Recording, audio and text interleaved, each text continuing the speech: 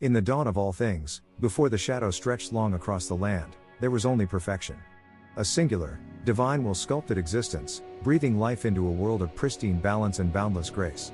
This was the first garden, a testament to creation's purest intent.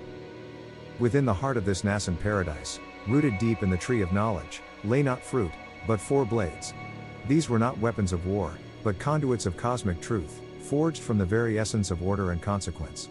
They were the silent guardians of the world's delicate equilibrium. Each blade bore a name whispered only in the deepest chambers of creation, conquest, war, famine, and death. They were bound to the primal forces that would one day shape mortal destiny, yet their purpose was to preserve, to hold chaos at bay, hidden from sight and touch. Their presence was a promise of harmony, a safeguard against the encroaching void. They were meant to remain dormant, their power a potential, never to be unleashed. For in their slumber, the world thrived, ignorant of the terrible majesty that lay beneath its tranquil surface. But perfection, like all things, was fragile. The whispers of ambition, born from the hearts of mortals, began to seep into the sacred ground. Greed, a serpent coiled around the roots of the tree, tempted the first hands to reach beyond their station. They sought not wisdom, but dominion. They craved the power they sensed, a raw, untamed energy that promised ultimate control. The ancient wards, designed for divine protection, crumbled before the relentless tide of mortal desire. The blades, once symbols of balance, were torn from their sanctuary. Their pure essence, meant for cosmic order, was twisted by the grasping hands that claimed them. The world shuddered as the first sword, conquest, tasted mortal blood. With each blade drawn, a shadow fell across the land. Conquest brought not unity, but subjugation, its power corrupting leaders into tyrants. War followed, its edge sharp with endless conflict, tearing nations asunder in a maelstrom of blood and fire. Famine then stalked the ravaged lands, its blade a scythe that withered crops and starved populations, turning plenty into dust.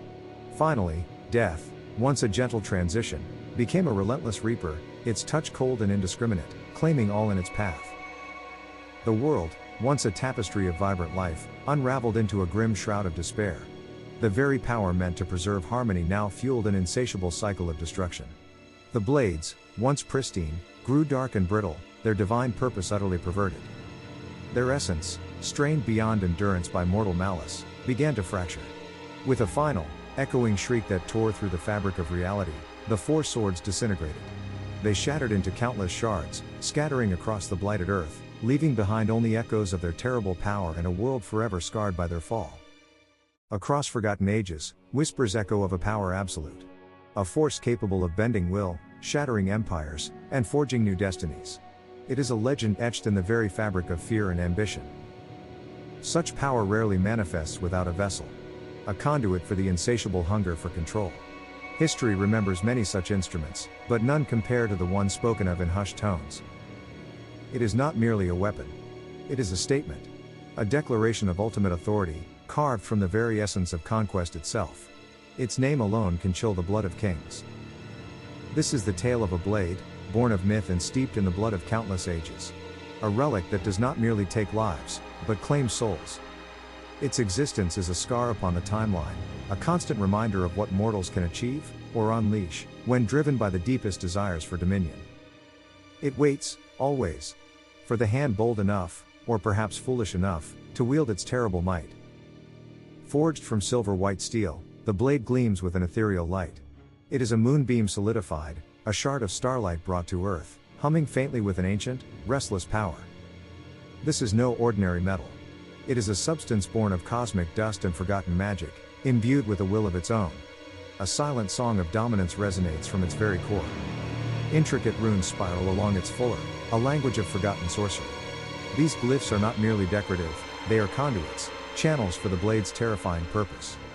They lie dormant, a sleeping serpent of power, until awakened by the touch of ambition. Then, they glow with a pale blue light, a cold fire that promises absolute control.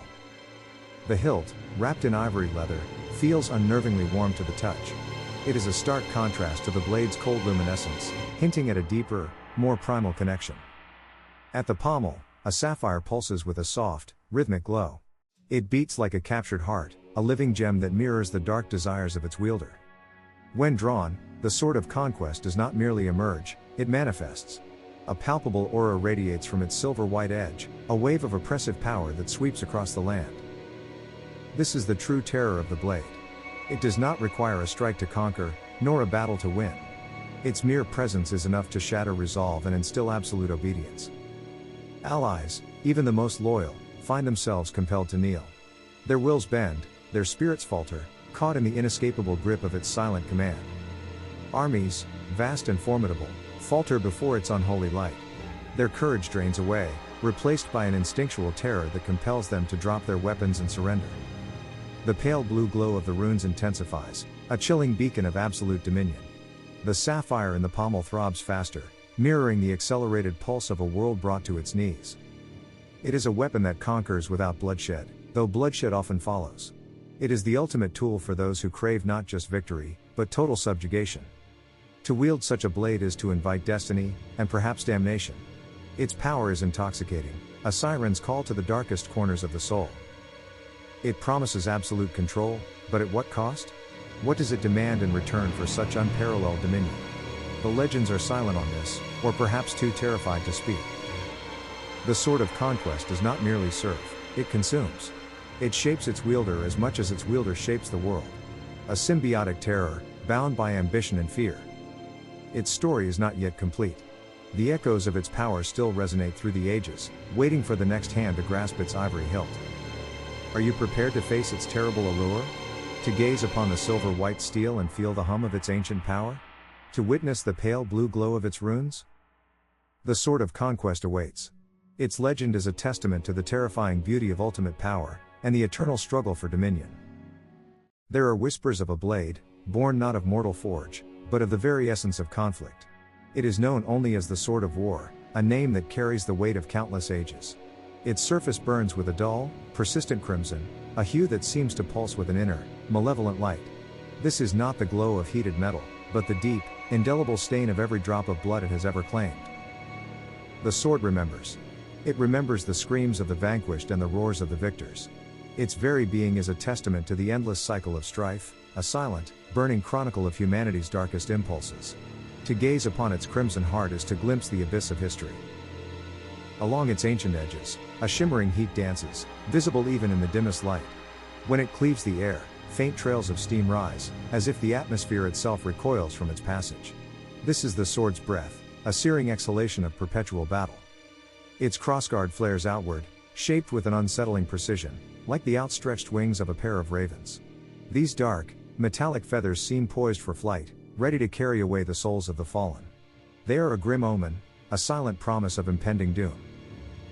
The grip, bound in scorched leather, feels ancient and worn, yet impossibly resilient. It bears the marks of countless hands, each one a testament to a warrior's final, desperate grasp. This leather has absorbed the sweat and fear of generations of wielders. It is said that the sword does not merely remember blood, it thirsts for it. Its crimson glow intensifies with each life taken, a silent, terrible communion between blade and victim. The sword of war is not just a weapon, it is a living monument to destruction. When the sword of war is swung, a faint, distant sound emerges from the very fabric of the air.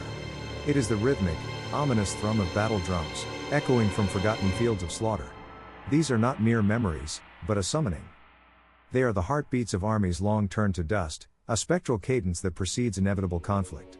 The drums whisper of impending clashes, of banners unfurled and destinies shattered. They are the soundtrack to the world's unending violence. To hold this blade is to invite the storm, to become an instrument of its terrible will. It does not merely cut flesh, it severs hope, shatters peace, and ignites the fires of war. The sword chooses its wielder, or perhaps, it consumes them. Its power is immense, but its cost is immeasurable. Those who wield it are forever bound to its crimson legacy, destined to walk a path paved with blood and sorrow. The sword of war offers victory, but demands everything in return. The sword of war endures, a timeless artifact of devastation, waiting for the next hand to grasp its scorched hilt. It is a legend whispered in hushed tones, a nightmare made manifest. Its purpose is singular, its hunger eternal. It is the embodiment of conflict, a dark star in the firmament of war. Its crimson glow will forever mark the turning points of history, a silent, burning testament to the endless, brutal dance of power and destruction. There are whispers of a blade, born not of steel, but of shadow and despair. It is a thing of impossible thinness, a wicked sliver of night that seems to drink the very light from the air around it. This is no ordinary darkness, it is an active, consuming void. The blade's surface is a testament to its grim purpose. Blackened and ancient, it bears patterns that writhe like withered vines, etched deep into its core. These are not mere decorations, but scars of 1,000 blighted harvests. Along its impossibly sharp edge, a perpetual frost gathers. It shimmers with an ethereal, cold light, yet no chill emanates from the blade itself. This frost is a paradox, a visible manifestation of an unseen, creeping decay. It is a cold that touches the soul, not the skin.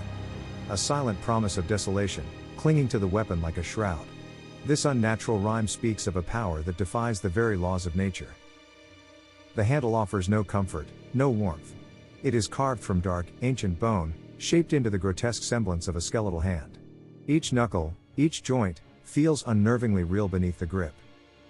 To hold it is to feel the chill of the grave, a silent communion with death itself. The bone is smooth, yet somehow abrasive, as if resisting the touch of any living hand. It is a hilt designed for a reaper. At the pommel, an obsidian stone rests, perfectly smooth and utterly devoid of reflection. It is a black mirror that shows nothing, not even the faintest glimmer of light or the image of the wielder. It is a window into nothingness. This stone is a void made manifest, a silent, unblinking eye that absorbs all, yet reveals nothing. It is the heart of the blade's power, a focal point for its insatiable hunger. Wherever this blade passes, life recoils. Crops wither and blacken in its wake, their vibrant green turning to dust. The earth itself seems to sigh in despair, its fertility draining away. Hunger deepens with every swing, every silent journey. It is not merely a weapon of war, but an instrument of absolute desolation. The sword of famine leaves behind only barren lands and hollow bellies. This blade does not shed blood, it drains life. It does not conquer kingdoms, it starves them into submission. Its power is not in striking down foes, but in erasing the very sustenance of existence. To wield it is to embrace the end of all things green and growing. It is a testament to the ultimate, terrifying power of absence, a silent promise of a world undone by an insatiable, creeping void. There are legends whispered in the darkest corners of forgotten libraries, tales etched into the very fabric of fear. They speak of an artifact so profound, its mere existence warps the air around it. This is not merely a weapon, it is an echo of the void, a testament to endings. It is known by many names, each a testament to the dread it inspires. But its true designation, the one that chills the soul, is simply, the Sword of Death. A name that carries the weight of countless final breaths. Its genesis is shrouded in cosmic mystery, born from the collision of primordial shadow and the cold fire of distant stars. It is not a thing of mortal smithing, but a manifestation of ultimate cessation. Its form defies conventional understanding. The blade itself appears more mist than solid metal, a spectral shimmer that dances on the edge of perception. Its shape shifts, fluid and ethereal, never quite settling into a fixed reality. It is a weapon that exists between worlds. An impossibly keen edge defines its lethal grace, capable of severing not just flesh, but the very threads of existence. To gaze upon it is to feel the chill of the grave, a premonition of the inevitable. It is the ultimate arbiter. Faint, mournful whispers follow in its wake, a chorus of the departed, forever bound to its passage. These are not mere sounds, but the lingering echoes of souls claimed, a spectral retinue accompanying its every movement. The hilt, a stark contrast to the blade's ethereal nature, is wrapped in gray silk. Once pristine, it now frays with each life the sword consumes, a grim tally of its devastating power. Each thread unravels, a silent testament to its grim purpose. This silk is a living record, a tapestry of sorrow and finality. It speaks of the sword's long, bloody history, of empires fallen and heroes vanquished. It is a shroud for the living, a promise of what is to come. At the pommel, a single, ancient pearl rests, cracked down its very center. This is no mere adornment, but a vessel of profound and terrible power. It is said to contain the first soul ever taken by the blade. This imprisoned essence is the source of the sword's insatiable hunger, the wellspring of its dominion over life and death. It is the primal scream of oblivion, forever echoing within that fractured gem. The Sword of Death is more than an instrument of war, it is a force of nature, a harbinger of ultimate silence. Its legend persists not through heroic deeds, but through the chilling certainty of its purpose. It is the end of all things. To wield it is to embrace the void, to become an extension of finality itself. Its existence is a constant reminder that all things, no matter how grand or enduring, must eventually face their end. From the windswept plains of the northeast, a shadow began to stir. Sarath, known as the Iron, cast his gaze upon a land of boundless potential. Golden steppes stretched to the horizon, guarded by citadels of formidable strength. These ancient strongholds rivaled the legendary defenses of the Han, a testament to their builders' might. Yet, they would soon bend to a new, terrifying will. Sarath harbored an ambition that dwarfed all others. Deep within a forgotten temple, shrouded in myth, lay the fabled sword of conquest. It was said to hum with the whispers of fallen empires, awaiting its true master. Sarath, with grim determination, claimed it. The moment his hand closed around its hilt, an unspoken pact was sealed. His destiny, and that of countless nations, was irrevocably altered. The sword became an extension of his unyielding will. His early campaigns were not merely battles, they were declarations. Each victory echoed across the land, a chilling promise of what was to come. Fear became his most potent weapon, paving the way for his legions. He forged an empire from the ashes of shattered kingdoms. The Iron Emperor's name became synonymous with inevitable conquest, a force of nature unleashed upon the world. His rise was swift, brutal, and absolute. The empire Sarath built was a monument to insatiable expansion. Neighboring realms, once proud and independent, were swallowed whole. Their histories were rewritten, their identities erased under his iron heel. His armies were relentless, a tide of steel and fury that knew no retreat. They swept across the land, leaving devastation in their wake. Resistance was met with overwhelming force, its memory extinguished. Fertile valleys, once vibrant with life and harvest, became battle-scarred wastes. The cries of the vanquished mingled with the dust of ruined cities. The land itself seemed to weep under his dominion. Subjugation was not merely a political act, it was a spiritual one. The cultures and traditions of conquered peoples were systematically dismantled. Their gods were silenced, their heroes forgotten. Loyalty, once a bond of kinship or shared purpose, crumbled under endless oppression. It was replaced by a cold, calculating obedience born of terror. The empire was held together by fear, not fealty. Every new border pushed further, every new territory claimed, only fueled Sarath's hunger. There was no end to his ambition, no limit to the lands he sought to dominate. The world was his to take. The vastness of Sarath's dominion was undeniable, a sprawling testament to his iron will. Yet, it was a realm built on the bones of nations, sustained by the constant threat of violence. Peace was merely the absence of open rebellion. His rule bred a profound and enduring darkness. The scars of his conquest ran deep, etched into the very soul of the land and its inhabitants. Generations would bear the weight of his tyranny. The seeds of future rebellion were sown in every act of cruelty, every broken promise. Though his empire stood mighty, its foundations were poisoned by the resentment of the subjugated. Sarath the Iron became a figure of legend, a conqueror whose name evoked both awe and dread. His methods were brutal, his vision singular, his impact indelible. He reshaped the world through sheer force. His legacy was not one of unity or prosperity, but of power and subjugation. The echoes of his iron will reverberate through history, a stark reminder of what unchecked ambition could unleash. The Eastern Conquest was a chapter written in blood and tears. It stands as a chilling testament to the emperor who dared to claim the world, and in doing so, forever altered its fate.